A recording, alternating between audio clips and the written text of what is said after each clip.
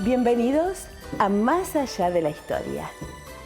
Hoy recorreremos el camino de las hijas de María Auxiliadora en Río Gallegos. Una presencia que desde inicios del siglo XX viene acompañando la vida de la ciudad y sus generaciones. Más de un siglo después, su huella sigue viva e inspirando a quienes la conocen y la viven. Cuando llegaron a Río Gallegos, solo había 500 habitantes. Ellas traían toda la formación para aquellas niñas que por entonces en unas pocas cuadras formaban este pequeño pueblo. Escuchemos ahora el testimonio de la voz de Patricia Zapata, profesora y representante legal, el desarrollo de esta casa de estudios. Bueno, nos encontramos en un lugar emblemático, simbólico, de este querido colegio María Auxiliadora de Río Gallegos. Y si bien vamos a hablar de la historia y transversal como concepto de educación desde el año 1901 hasta la fecha, es bueno partir de estos orígenes porque tuvo una recuperación importante al cumplirse el centenario. Y bueno, a partir de estos 125 años nos encontramos en este espacio para recordar, rememorar y reconstruir a través de mi voz efectivamente otras voces. Es decir, no soy yo quien habla, sino que a través de mí hablarán generaciones que me precedieron, profesores que estuvieron con nosotros, hermanas, familias, ¿no? Unidos tal vez por un sentimiento común que es el cariño y el respeto por estos espacios, ¿no? Partimos tal vez del año 1901 como antecedente y claramente puntapié inicial de esta casa que tuvo la fuerza y el vínculo muy cercano con todo el proceso fundacional que tuvo nuestra ciudad de Río Gallegos allá por el año 1885. Siempre cuando compartimos estos datos con los alumnos o con las personas que vienen a nuestra casa, destacamos un dato estadístico concreto. Río Gallegos, hacia el año 1901, contaba con 500 habitantes. Entonces yo le planteaba esto a mis alumnos algunas veces. Es como un barrio nuestro hoy, unas cuantas cuadras, y en ese marco y en ese contexto, diríamos, de necesidad, pero también de enorme esperanza y de proyectos, surge este colegio, ¿no? Atendiendo fundamentalmente a niñas cuyos padres prácticamente trabajaban en ámbitos rurales. Hay una vinculación muy fuerte con un nombre que uno también lo piensa y que ha tenido una gran impronta en la Patagonia y es Monseñor Fagnano, o del gobernador Mayer, ¿no? Cuya esposa, cuando entra en contacto con las hermanas que vienen de Río Grande, le dice así algo muy parecido como quédese con nosotras. Entonces esa impronta también le demanda a Monseñor Fagnano pensar que en este contexto patagónico, hostil de esa época, podía situarse un ámbito de formación, no solamente pastoral, sino también educativo, escolar. Y es así como a partir de 1901 se sigue un proceso de enseñanza y aprendizaje muy rico y que ha sido inclusive motivo de investigación por parte de profesores de historia que se han centrado en ver cómo trabajó o cómo funcionó o cuál fue el rol del salesiano o de las hermanas en la formación de jóvenes y niños, ¿no? Hasta nuestros días. En ese proceso de enseñanza primaria inicial encontramos también un dato relevante, o sea, hoy tenemos un jardín y un preescolar mixto, pero allá por 1938 el dato es que había un nivel preescolar mixto, ¿no? Había varones. Y bueno, después en ese desarrollo ya del secundario, del primario, cuando se fueron separando los niveles, bueno, se concretó solamente por mucho tiempo una escuela dedicada exclusivamente a niñas y jóvenes. Del primario, que según las crónicas en los primeros años ya se fue completando con gran número de alumnas hasta sexto grado, después bueno, vino el séptimo. La primera promoción tal vez de profesionales en el sentido de actividades prácticas, era una escuela de profesión, después pasó un secundario en el año 63 con las primeras maestras normales, que también esto compartido con la comunidad educativa en el Día del Maestro, lo señalábamos como no un hecho aislado, sino en relación con la impronta que también le había dado el gobierno de Sarmiento al impulsar que cada provincia tuviera sus escuelas normales para formar maestros, ¿no? Y en ese caso fundamentalmente maestras, porque la actividad era claramente femenina. Y ese rol también lo cumplió este colegio, ¿no? Después, bueno, ya viene la otra gran camada, grandes promociones, numerosas promociones, con el título que obteníamos, que era el de bachilleres con orientación docente. Entonces, en ese caso, era fundamentalmente quienes teníamos la idea de ser docentes, y entonces elegíamos un bachiller con orientación docente, que esto llegó casi hasta fines del siglo XX, ya en el 2000 se hace la transición de escuela EGB polimodal, con la orientación de humanidades y ciencias sociales.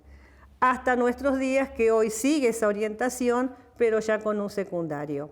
Ahí podemos ofrecer entonces un relato, ¿no? Una estructura que se centró, por un lado, efectivamente en una formación de alumnos, con una clara formación humanística y social, pero también cristiana, porque no podemos perder de vista que la transversalidad también de nuestra práctica educativa estuvo en su fundación y sigue, y tenemos que mantener en el presente, que el otro gran argumento y sentido de este trabajo que hacemos todos los días tiene que ver también con lo pastoral. Es decir, hay una frase que se repite, se reitera y que hay que hacer carne, y es que se buscaba formar, según ese mensaje de Don Bosco, honrados cristianos, buenos cristianos y honrados ciudadanos.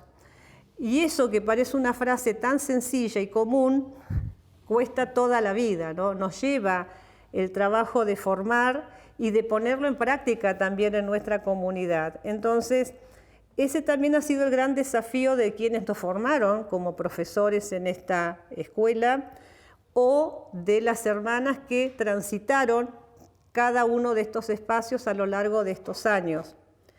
Y ahí surge también en estos 125 años, y con la acotación que, claro, cada uno responde a su experiencia, a su vivencia, a traer al recuerdo a aquellas personas que hicieron posible, porque nosotros somos circunstanciales, es decir, estamos acá representando otras voces, pero detrás está todo ese esfuerzo y ese trabajo cuando esto no tenía nada, cuando aquí solamente había 2 o 3 calefactores a carbón o leña y las clases se dictaban. Yo recuerdo un hito fundamental que es para recordar en estos tiempos donde por cualquier eventualidad climática se suspende una clase.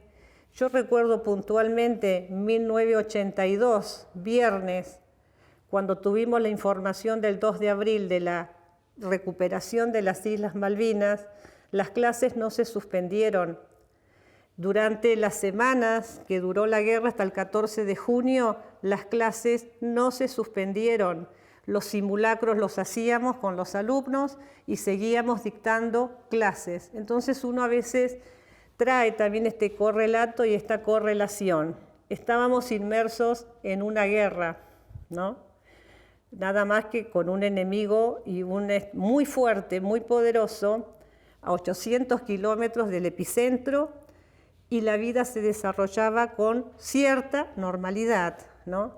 Y eso también nos lleva a pensar en el presente, que a partir de todas las comodidades que tenemos, a veces también pensamos que los tiempos de actuales son difíciles. Todas las épocas son difíciles y complejas, pero hay momentos cruciales, ¿no? Entonces, digo, todas esas cosas uno las podría compartir, no solamente con alumnos, sino también con familias, con otros docentes que han compartido esta historia a lo largo de estos años, y pensar cuántas vivencias, ¿no? Nos quedan en el corazón, en la mente, y también el respeto de poder llevar adelante y dar continuidad a un trabajo serio que tiene que ver con la educación. Porque a veces también se confunden los términos, ¿no? Y los mismos padres lo plantean en el presente. Bueno, pero si esto es una casa, dando a entender que como en una casa uno puede no tener límites y hacer lo que uno quiera. Bueno, en una casa hay normas. Y a veces en estos tiempos es medio complicado hablar en el ámbito educativo de autoridad, de disciplina, porque parece que son palabras que quedaron descontextualizadas, entonces donde que cada uno pueda hacer lo que quiera, y no. Es decir, yo creo que dentro de ese marco de lo pastoral y lo formativo, que tuvo que ver con una impronta fuerte en lo intelectual, también estaban las normas, ¿no?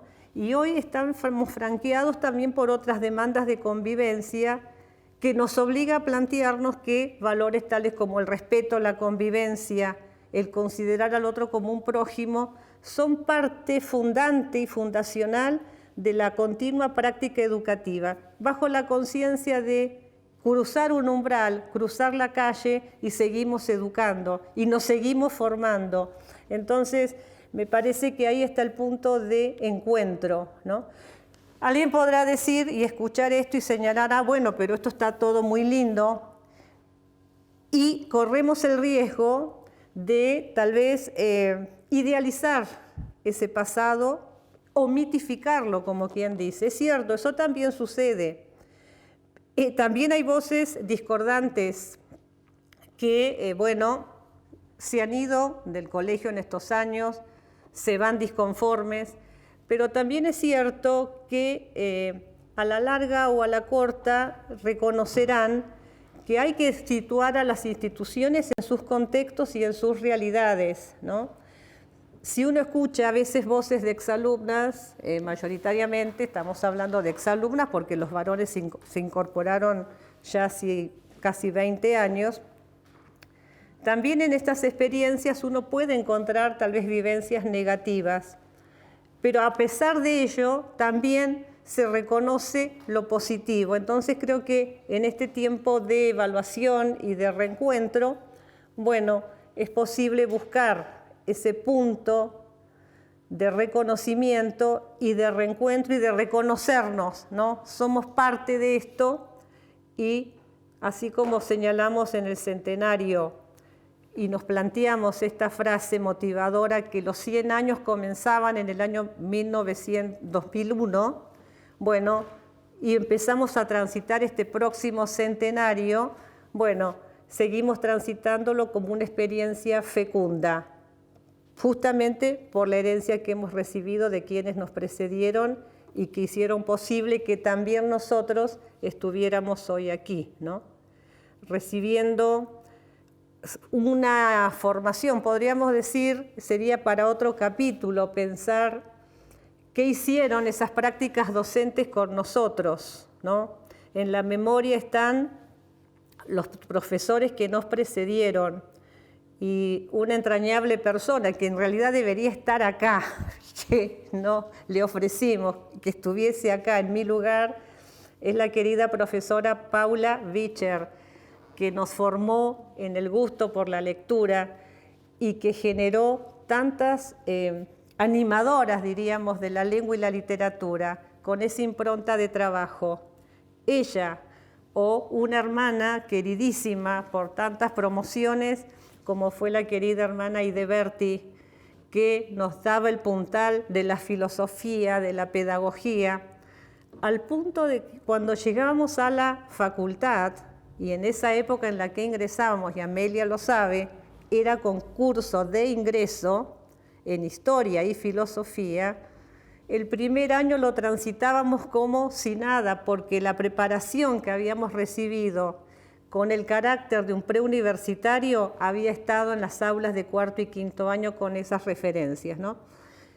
Como síntesis final, creo que uno no forma discípulos, sino mejores maestros o profesores que uno. Nosotros somos producto de ese trabajo de docentes y lo que después quisimos transmitir a nuestros alumnos fue precisamente eso, digamos, de alguna manera devolver y volver a transitar esa experiencia de que la escuela, que el paso por un aula les fuera significativo, no solamente para su formación profesional, sino para la vida, ¿no? Y de tanto en tanto cae alguno que así también lo reconoce. No a mí o a un docente en particular, sino a todo este marco que nos posibilitó hacer lo que a nosotros nos gusta, que es enseñar y compartir, en mi caso, la lengua y la literatura.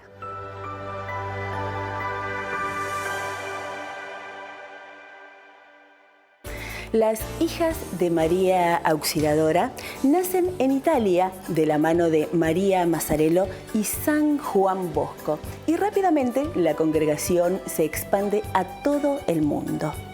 Con la educación en valores como rasgo distintivo, forman buenos cristianos y honrados ciudadanos y llegan a esta ciudad a principios del siglo XX. Te invito a conocer los inicios de ese camino. Bienvenidos a nuestro Museo María Auxiliadora, el edificio antiguo del Colegio María Auxiliadora aquí en la ciudad de Río Gallegos.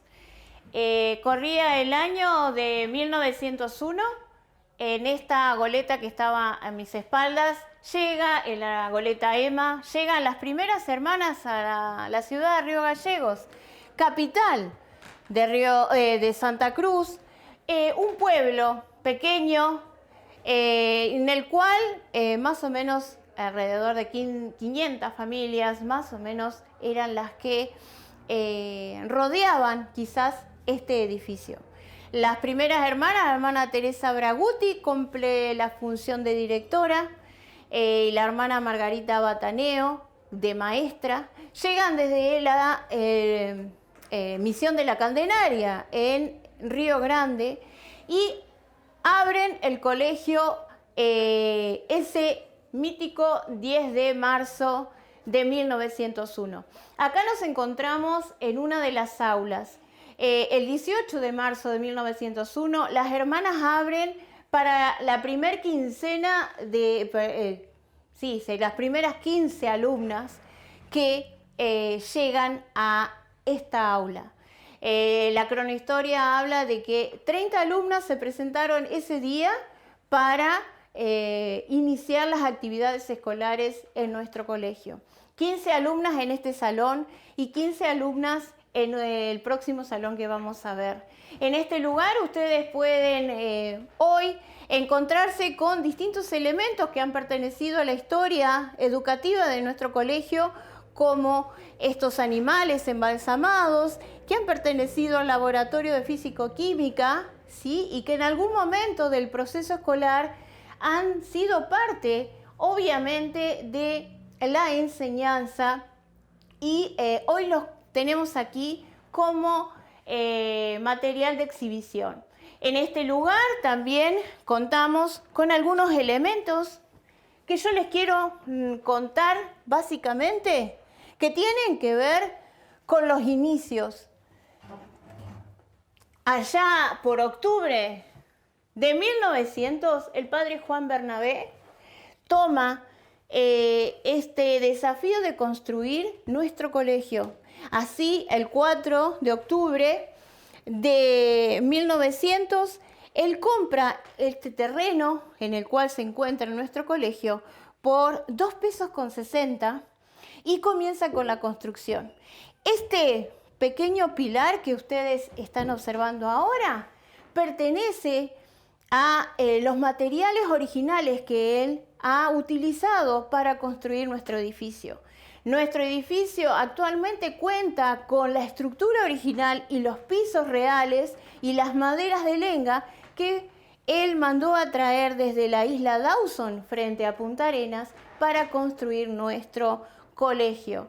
Por eso le muestro este pilar que obviamente tiene mucha historia y más de 125 años.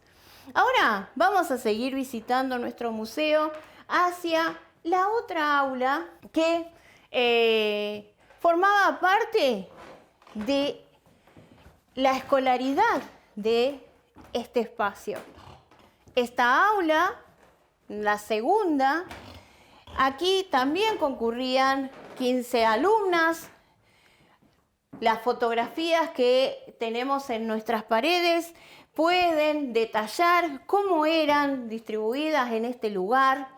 Hoy por hoy tenemos mobiliario antiguo que ha pertenecido también a nuestro edificio. Aquí se cree que concurrían o asistían las alumnas más grandes.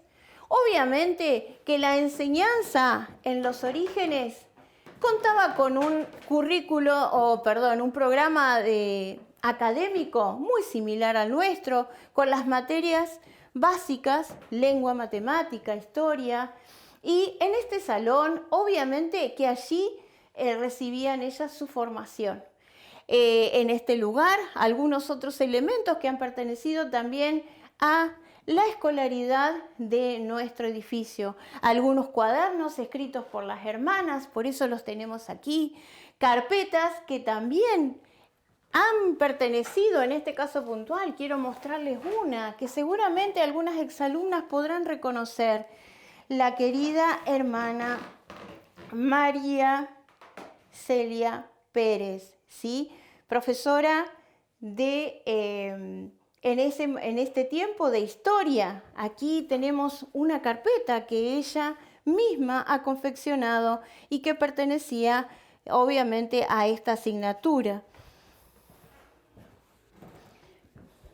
La capilla del colegio. Este espacio original que antiguamente estaba destinado a capilla.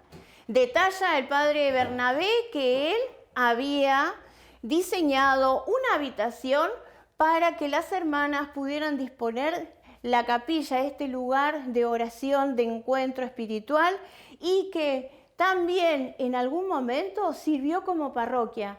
¿Por qué? Porque los días domingo se celebraba misa en este lugar y la comunidad en sí, el pueblo, la gente del pueblo podía venir a participar de las misas con canciones que eran obviamente dirigidas por las alumnas y en este espacio, bueno, aumentar la fe.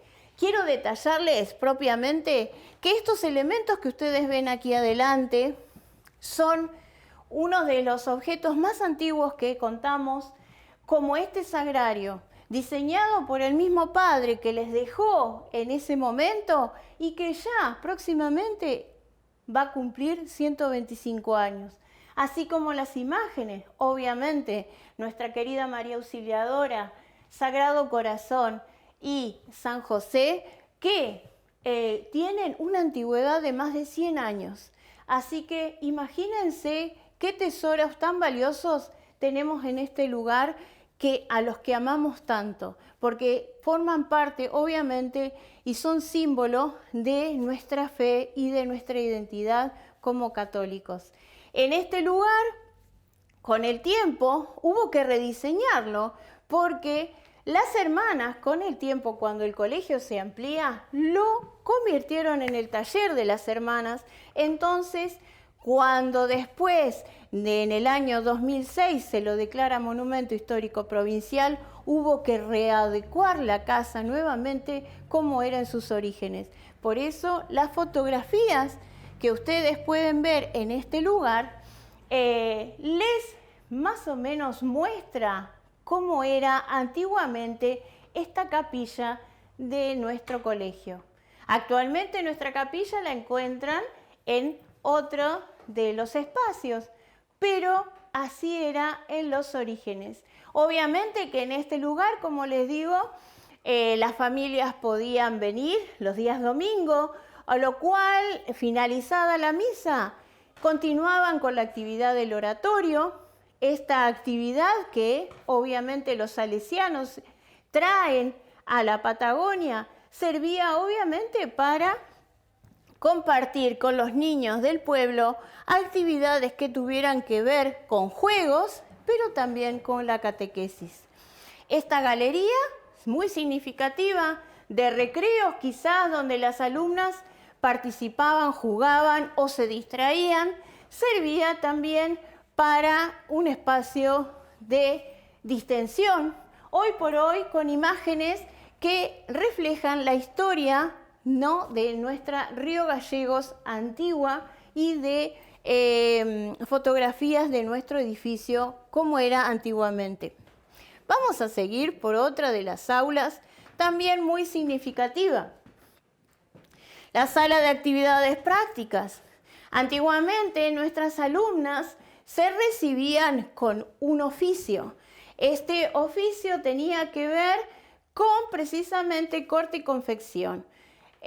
Por eso en esta sala, obviamente que ellas compartían parte de su jornada para realizar distintos trabajos que tenían que ver con la costura, con el bordado, con el hilado, y hoy por hoy tenemos distintos elementos que han pertenecido a la historia de nuestra escuela, porque una vez que el colegio comienza a crecer y ya pasada varias décadas después de 1970, este sector también abre sus puertas como centro promocional de la mujer a las mujeres de Río Gallegos para que ellas también puedan venir a perfeccionarse como modistas, ¿sí?, en corte y confección. Por eso hay distintos elementos en este lugar que tienen que ver con ese oficio, ¿sí?, hilos, dedales, agujas, todos pertenecientes también a una época de nuestra escuela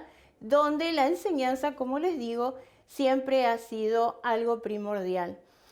Originalmente nuestras alumnas, como les decía, se recibían como maestras de lencería y costura.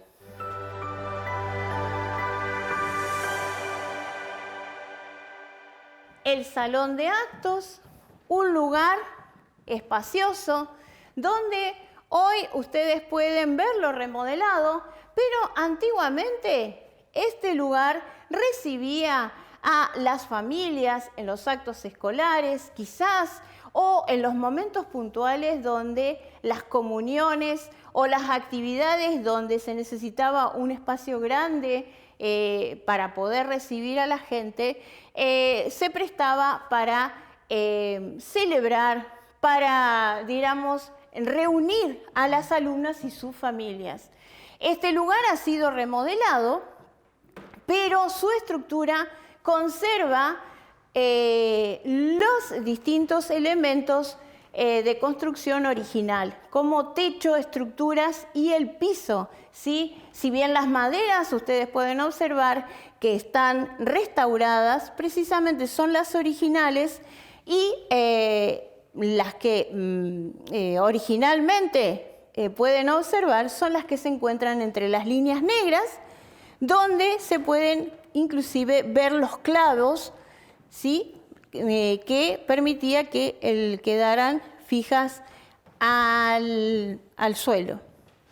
Algo para destacar de la construcción de nuestro padre Bernabé es que, a diferencia de las construcciones que hemos tenido en nuestra Patagonia, que las casas por lo general eran construidas en otro lugar y eran enviadas en parte en barco para ser levantadas aquí en la ciudad de Río Gallegos o bien en lugares aledaños, nuestra casa fue construida paso a paso. Es decir, desde ese octubre de 1900 hasta inclusive septiembre de 1901, el padre Bernabé estuvo haciendo la construcción paso a paso para nuestras hermanas. Así que eso es también algo que identifica esta construcción del padre Juan Bernabé. Aquí ustedes pueden observar también distintas fotografías que tienen que ver con la historia de lo que se realizaban en estos salones. Algo muy significativo y particular es la fiesta de la gratitud. Una fiesta que convoca a las familias también y donde las alumnas particularmente, ¿qué hacían? Celebraban y agradecían. Esta era una fiesta que nació en el corazón de los alumnos de Don Bosco y era precisamente para agradecer, retribuir a todas las personas que de algún modo habían sido bienhechores, habían sido buenas personas con los chicos. Ellos, a través de distintas actividades que tenían que ver con la música y el teatro, les devolvían ese agradecimiento. No escapó la realidad a nuestra escuela, donde las alumnas también realizaban esta misma actividad con las hermanas. Es decir, preparaban distintas obras de teatro con música, con bailes y agasajaban a las hermanas y a las familias que pudieran concurrir a este lugar. Por eso muchas fotografías hablan de esa fiesta y todos muchas veces los que vienen aquí al museo preguntan ¿qué es la fiesta de la gratitud? Es precisamente ese acto de agradecimiento que los alumnos han tenido con los fundadores. Sala de música. ¿Por qué esta escuela tendría una sala de música?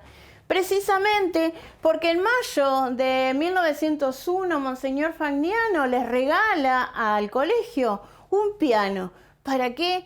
Para que las alumnas también recibieran una formación musical, es decir, que aprendieran a cantar y a tocar este instrumento tan valioso. A partir de allí se genera esta formación que a lo largo del tiempo ha perdurado.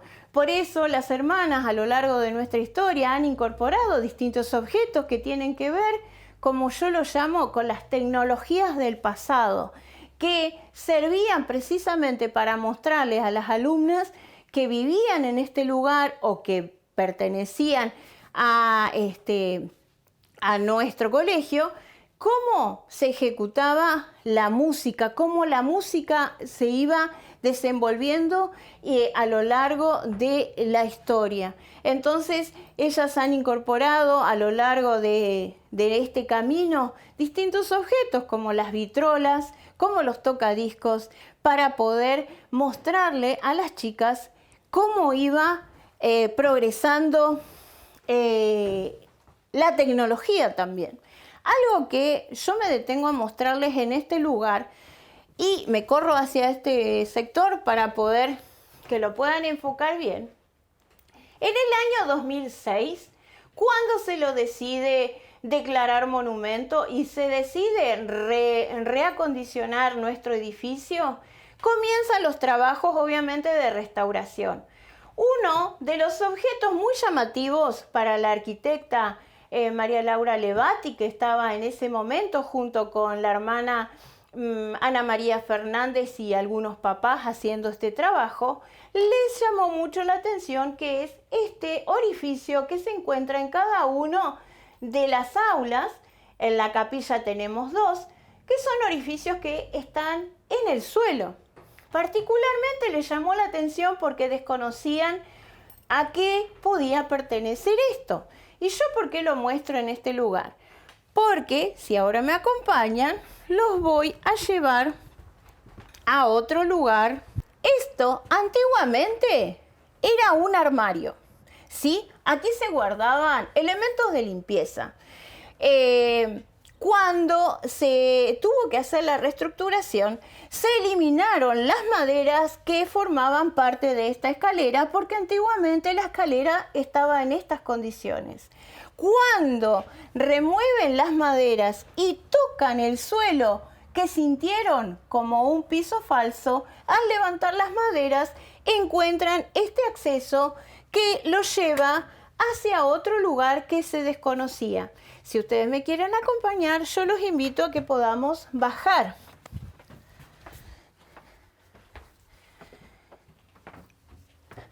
Ahora nos vamos a trasladar 5 metros abajo de la estructura del colegio.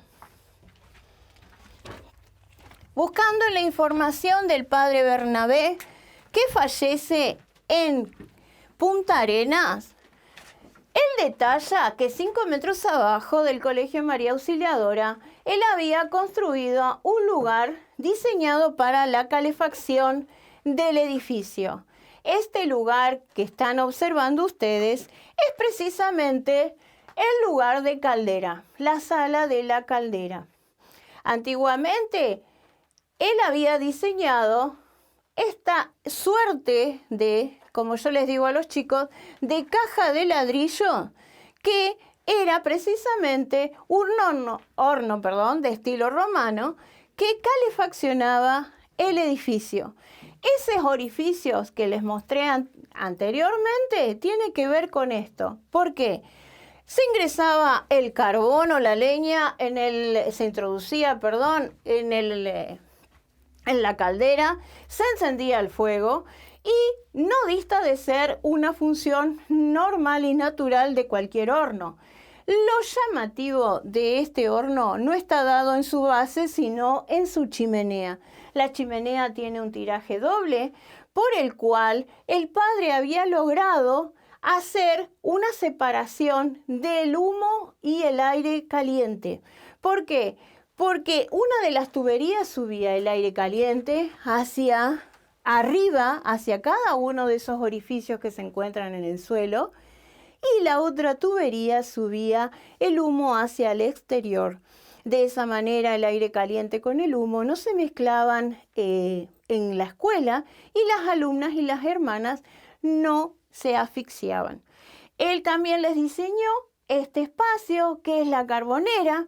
A través de un orificio de conexión que tiene con el exterior, el carbón era depositado afuera, era descendido hacia este lugar y aquí quedaba en resguardo del clima.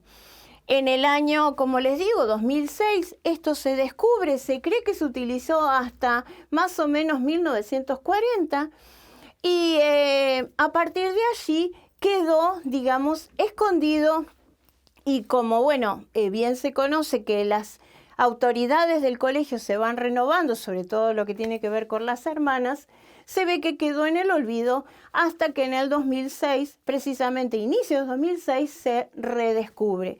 Así como se encontró, es como lo mostramos.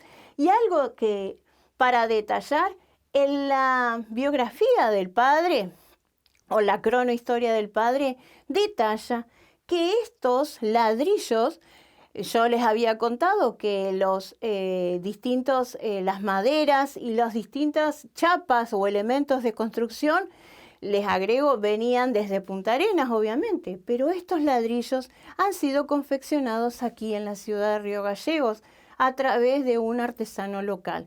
Eso lo detalla él en su cronohistoria. Así que estos ladrillos, como podrán observar, después de 125 años, todavía perduran y hoy todavía los podemos mostrar.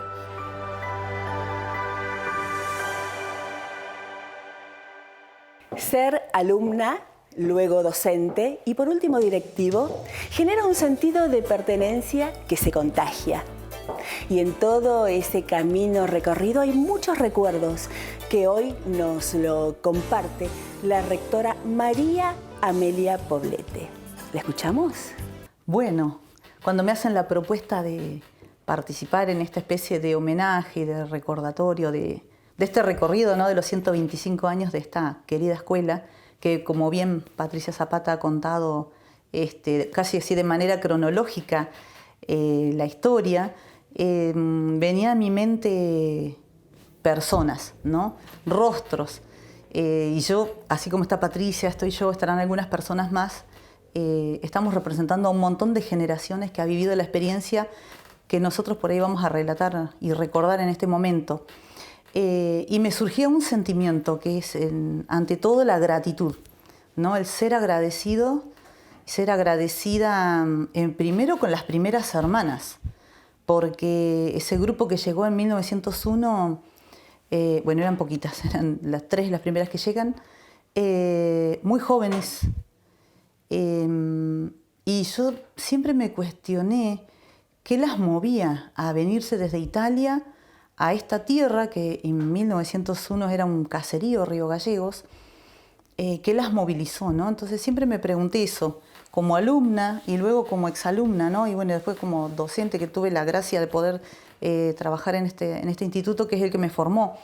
Y me concentré en una palabra que me parece que debe ser actual y que debe estar muy vigente para cualquier cristiano, que es la audacia, ¿no? Yo digo, fueron mujeres fuertes, mujeres de coraje, pero mujeres audaces, porque la audacia requiere conocer que hay riesgo, pero lo voy a enfrentar. Y por ahí vivimos en una sociedad en que tenemos miedo a los riesgos, los evitamos y tratamos de, por ahí ni siquiera los desafiamos.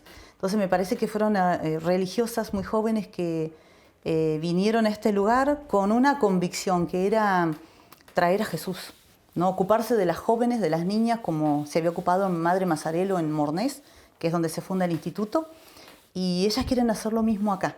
Ya en Punta Arenas estaban pensando a ver cómo vamos a trabajar en Argentina, y empezaron a soñar esta casa, y soñadoras como lo fue Don Bosco, realmente.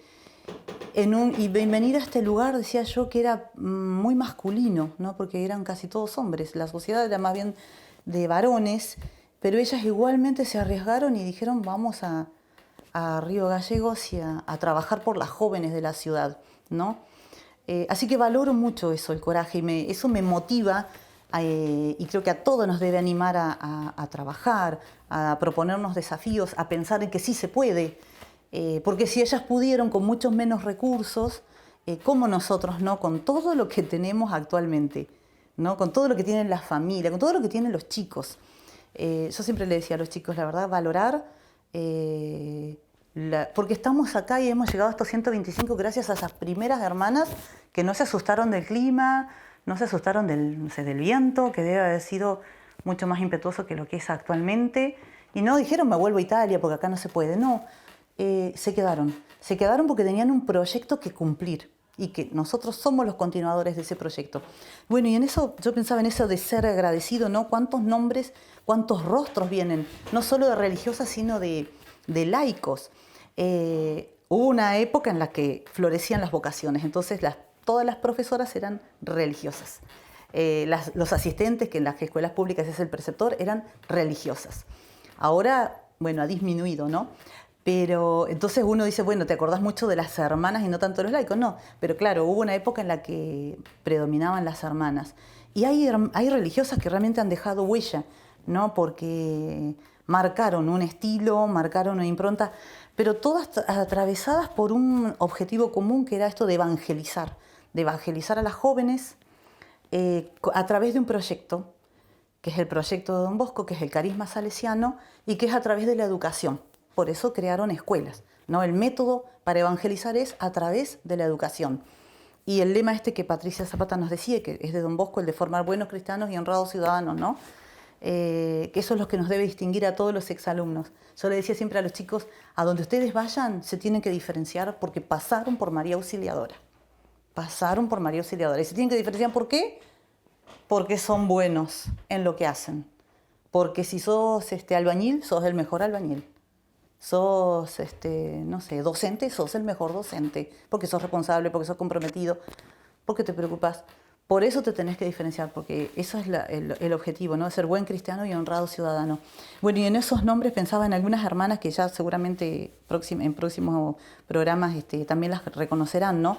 Pero una Teresita Bladman, ¿no? Que fue una hermana que tuvo generaciones, la recuerdan, que era profesora de música, fue rectora.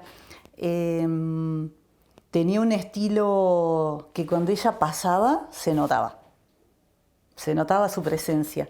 Era muy dulce, muy amable y muy estricta. Así que a mí me transmitió no solo todo su amor y su dedicación, la preocupación, muy humana, sino la disciplina, el orden, la organización. Eso se lo debo a la hermana Teresita, con muchas generaciones que pueden dar testimonio de tantas exalumnas, ¿no?, de ella. Y como ella, bueno, no sé, muchas más. Me acordaba de la hermana Catalina Ferrari, que estuvo acá. Yo estuve en Puerto Santa Cruz también y la tuve como directora, siempre transmitiendo el amor a Jesús y la devoción a la Virgen. También fue directora de la primaria y siempre atenta, siempre con ese detalle de mirar a la persona, que es propio del carisma salesiano, estar atento a qué le pasa al chico, qué le pasa al docente. Todas las hermanas tuvieron esa característica común que a uno le sirvió después para cuando fue docente actuar igual, ¿no? Pero hay, bueno, no sé yo cuántos nombres, por ahí de las más recientes, la hermana Marta Timosi a mí me marcó mucho. Yo trabajaba también ya en el colegio, trabajé con ella. Una persona proactiva, podríamos decir ahora, porque en cuanto llegó recuerdo que pidió el proyecto institucional y lo miró y nos dijo, esto no es un proyecto institucional. Nosotros dijimos, nosotros nos manejábamos con esto. Dicen, no, lo vamos a rehacer. Y aprendimos a hacer un proyecto institucional en clave pastoral. Así que ahí nomás se puso a trabajar. Y ella llegó justo cuando empezaban los festejos del centenario, en 2001. Así que una persona que no se quedaba quieta, que estaba siempre adelantándose a todo. Me acuerdo que recién empezaban a aparecer las cámaras digitales. Ella fue y compró una. Y dijo, la vamos a aprender a usar. Y entonces quedamos todos así. Creo que ni los padres tenían esa cámara, ni los alumnos. Ella compró una para la escuela para empezar a registrar, ¿no? Porque eso es algo que también tiene muy bueno que tienen los salesianos, ¿no? Que eso heredado de Don Bosco, que todos los acontecimientos importantes se registran. Todas las semanas se hace la crónica con los hechos más importantes de la semana. Y entonces se va escribiendo la historia y no nos olvidamos de lo que pasó, no nos olvidamos de las fechas, de los horarios, de las personas. La verdad que eso también es muy positivo, ¿no? Y que se sigue haciendo, a pesar de que hay pocas hermanas. Así que yo decía, siempre este sentimiento, ¿no?, de gratitud hacia las hermanas que fueron concretando el proyecto acá en el medio de esta ciudad con sus características, con su idiosincrasia y ellas poniendo su toque también, ¿no? Dedicarse a la educación con un estilo particular y con un proyecto particular porque es el de formar cristianos y personas marianas, ¿no? Porque el colegio es de María Auxiliadora. Entonces, difundir la devoción a la Virgen, que es lo que ellas hicieron y hacen actualmente acá. Por ahí no quiero nombrar otras hermanas porque seguramente las van a nombrar en próximas entrevistas, otras, pero todas, no sé, la hermana Berta, la hermana Teresita Ferretti, que fue una de las últimas directoras que tuvimos. Me tocó trabajar con ellas juntas en el equipo de conducción. Trabajamos muy bien, me sonrío porque teníamos muchas anécdotas. Yo profesora de lengua y ella profesora de matemáticas. Y era una persona con una presencia constante en el patio y con los chicos. Yo recuerdo igual a otras hermanas de que jugaban con nosotras en el recreo. Pocos docentes juegan con las hermanas jugaban con nosotras en el recreo. Y eso a uno le llega, ¿no? O que de pronto las hermanas me descomponía o no sé, me pasaba algo, no existían los teléfonos como ahora, nos llevaban a casa o a algún lugar. Ellas se encargaban personalmente. Y la hermana Teresita era una persona con mucha alegría, con mucho dinamismo, muy inquieta y estar atenta a todos los chicos, a mirar en el patio, a decirme, miralo fulanito, hoy vino así, estate atenta a tal otro, o al docente. Y uno todo eso que lo vivió de manera personal, lo aprendió, lo hizo carne. Entonces, bueno, son personas a las que, bueno, uno realmente les agradece todo lo que dieron y lo que siguen dando, porque la hermana Teresita Ferretti, que yo la nombro, sigue estando, vive en Ensenada, tiene más de 80 años, creo que cumplió, si no me equivoco, 85 u 86, y sigue todas las semanas yendo a La Plata, 2 veces por semana para acompañar a la comunidad de La Plata y hacer lo mismo que hacía acá, la asistencia en el patio, como quería Don Bosco, el docente entre los chicos, entre los jóvenes. ¿Para qué? No para controlar, no para vigilar, no para prevenir, para estar antes de que las cosas sucedan.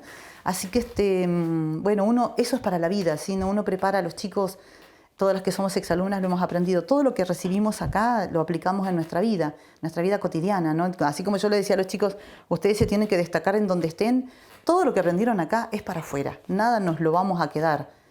Y bueno, y nos alegra recibir a las exalumnas y exalumnos que vienen luego a agradecer lo que recibieron. Algunos se fueron enojados, egresaron enojados, otros se fueron antes, y lo he vivido muchas veces y lo sigo viviendo hasta este año, de gente que vuelve o que me escribe diciéndome cuánto le debo yo a María Auxiliadora, cuánto le debo a tal persona, o cuando me llamaste a la rectoría para decirme y hablarme, ahora lo reconozco.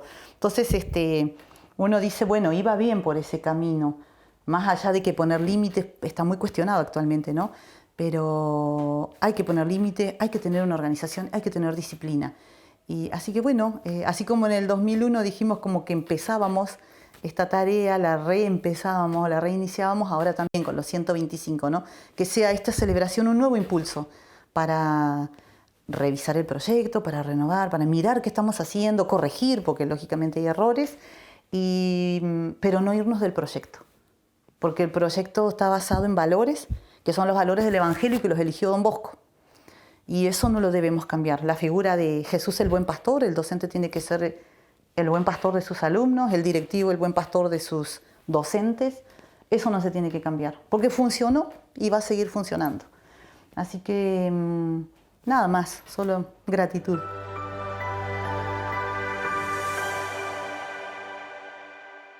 Eran años muy difíciles, donde el rigor del clima se hacía sentir.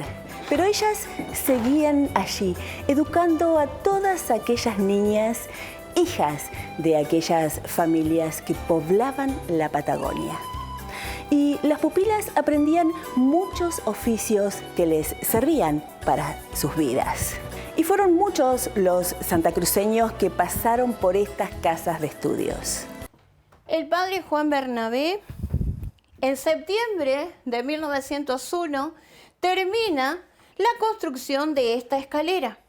Esta escalera le da la posibilidad a que pudieran comenzar a utilizar el dormitorio mayor y a partir de allí comenzar a quedarse las alumnas que estudiaban en esta escuela como pupilas o internas. El crujir de las maderas es algo llamativo de nuestro edificio que aún tenemos la posibilidad de recorrer. Este es el dormitorio mayor. Aquí nuestras alumnas junto con las hermanas dormían y descansaban. Detalles de un poco la historia de algunas exalumnas que han podido conversar conmigo hacen el detalle de que en algún momento estos acolchados que ustedes pueden observar, cuando ellas despertaban, porque quizás el clima era muy frío, los encontraban escarchados. Así que debo decirles que si bien las hermanas han tenido un edificio con muchas comodidades, también los primeros años en el instituto han sido bastante complicados, porque algo para detallar, este sector, que es el primer piso, no tenía calefacción, así que las alumnas dormían simplemente con su ropa de pijama o de cama y las frazadas y estos acolchados que ustedes pueden observar. Por eso es que, bueno, estas exalumnas me han contado que, como les digo, en algún momento amanecían escarchados. Y algo más para detallar es que antiguamente y por mucho tiempo, el tiempo de escolaridad era muy diferente al que tenemos en la actualidad, porque las clases iniciaban en el mes de septiembre y finalizaban en el mes de mayo del año siguiente. Por ende, trataban las hermanas de que las alumnas pudieran compartir lo que es la época de invierno con sus familias, pero así todo, Río Gallegos antiguamente presentaba mucho la rigurosidad del clima y hacía obviamente que estas historias que nos han contado las exalumnas tengan mucho sentido con respecto a esto de que pasaban este hecho de ver las camas, digamos, congeladas o escarchadas, era algo común. Después, bueno, ustedes pueden observar el uniforme de nuestras primeras internas o pupilas. Era el uniforme negro con cuellos blancos y, bueno, obviamente muy característico de las hermanas era el hábito en color negro. Estas alumnas provenían de diferentes lugares: Santa Cruz, San Julián, Puerto Deseado, inclusive Punta Arenas, lugares de estancia, y también se habían incorporado dentro del grupo de alumnas algunas alumnas tehuelches, ¿sí? Así que bueno, nuestro lugar, nuestro colegio y particularmente este espacio, obviamente que hacía de que, más allá de que fuera un colegio, también era el hogar de muchas de estas alumnas, como podrán haber observado, muy pequeñas, muy niñas, muy menores, quizás de 12 años, que eligiendo la formación de este lugar, dejaban a sus familias y venían a Río Gallegos para recibir su formación académica. Aquí en este lugar, hoy por hoy tenemos diferentes elementos que acompañan también la historia de nuestra escuela. En el año 1986 se produce un incendio en lo que era el cuarto de pupilas, que había sido trasladado ya al sector del edificio nuevo que se encuentra sobre calle Piedrabuena y Kirchner. Y allí, en enero, se provoca un cortocircuito y lo que detona en un incendio, y esos libros que estaban viendo hace un momento pertenecen a lo que fue un rescate del sector de biblioteca. Por eso hoy los tenemos allí, porque en la búsqueda algunos estaban mojados, otros arruinados, otros quemados, y estos fueron sacados de ese lugar. En este lugar, como yo les decía, entonces, hoy por hoy tenemos otros elementos muy particulares, como por ejemplo, como yo les digo a muchos, estas botellas de ginebra, que obviamente ustedes dirán, ¿qué tiene que ver?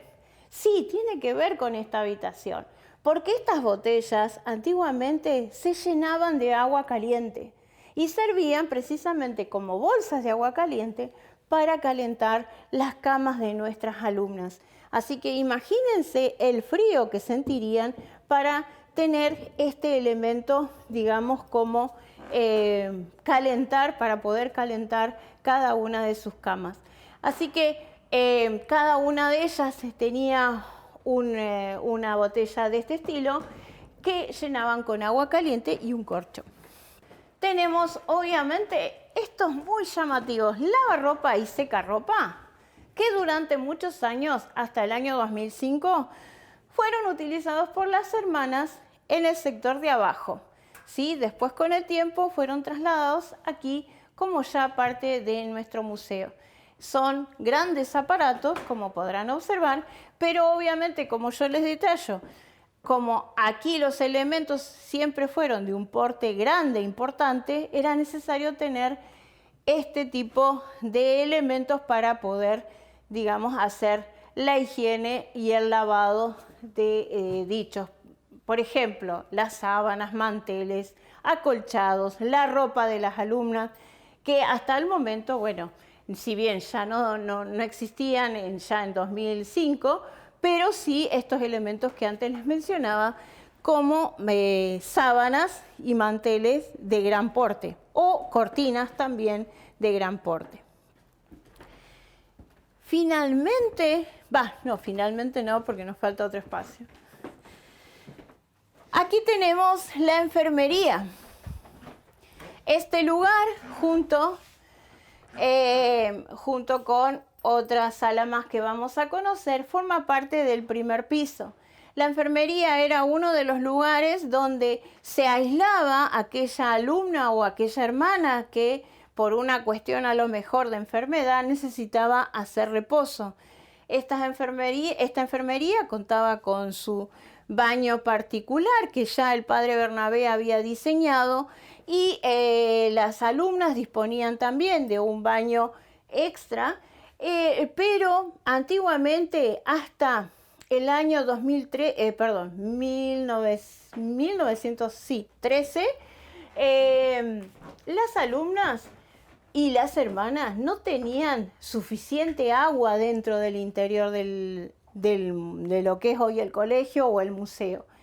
¿Por qué? Porque en esa fecha, en ese año, perdón, le colocan el molino de viento para darle mayor fuerza y así poder tener agua en el interior del establecimiento. Por eso, si bien el padre había hecho el diseño de estos baños, bueno, había que salir con el balde antiguamente a cargar el agua afuera para poder hacer las limpiezas necesarias de estos espacios.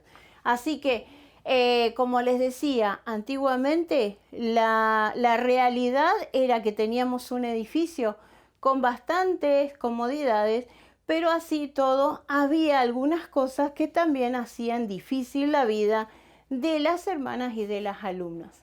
Ahora les pido que me acompañen por aquí.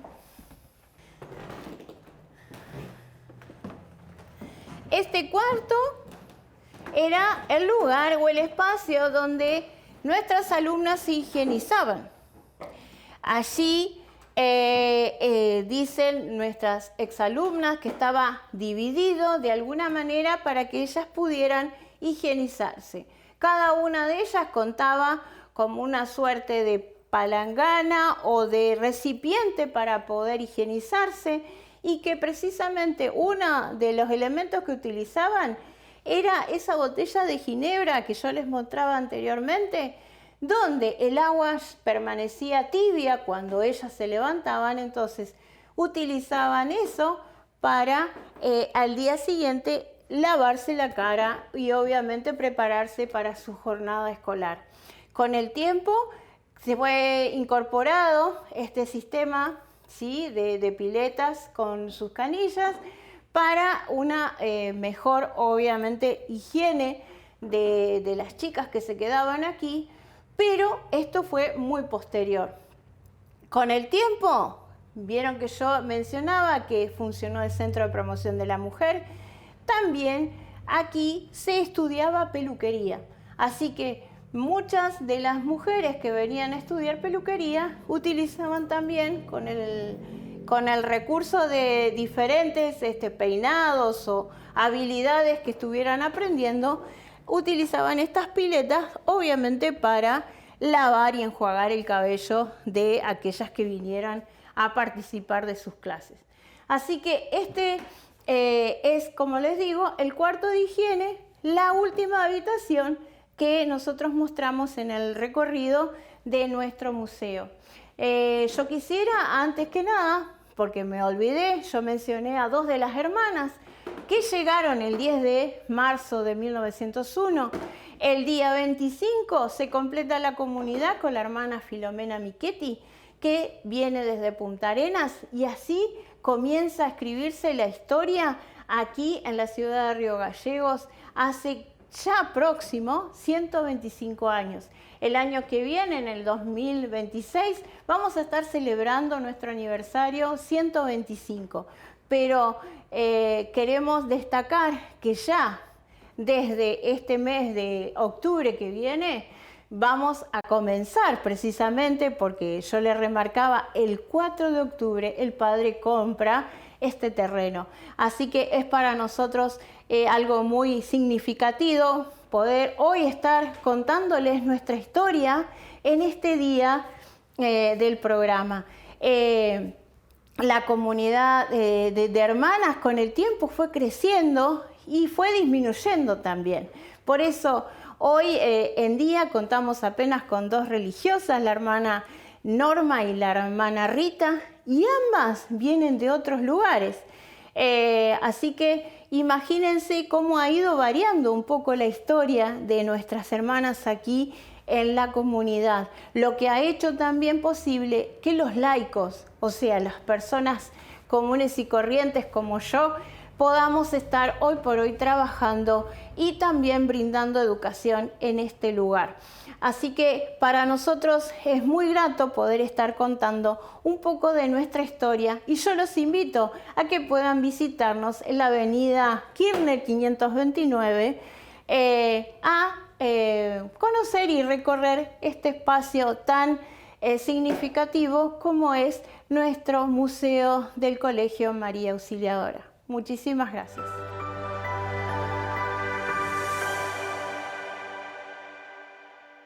Y de esta manera hemos llegado al primer recorrido de la vida de las hijas de María Auxiliadora en Río Gallegos.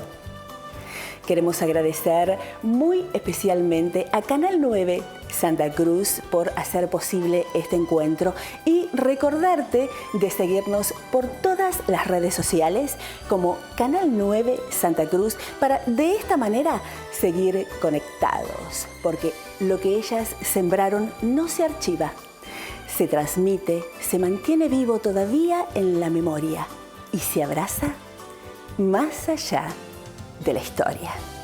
Muchas gracias.